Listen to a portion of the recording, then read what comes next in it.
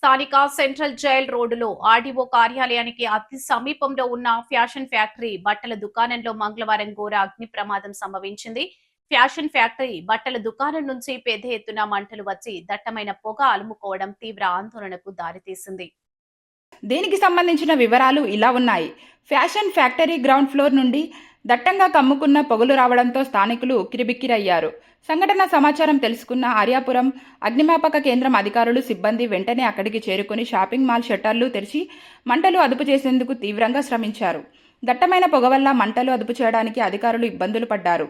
విద్యుత్ short circuit కారణంగానే మంటలు చెలరేగినట్టు భావిస్తున్నారు.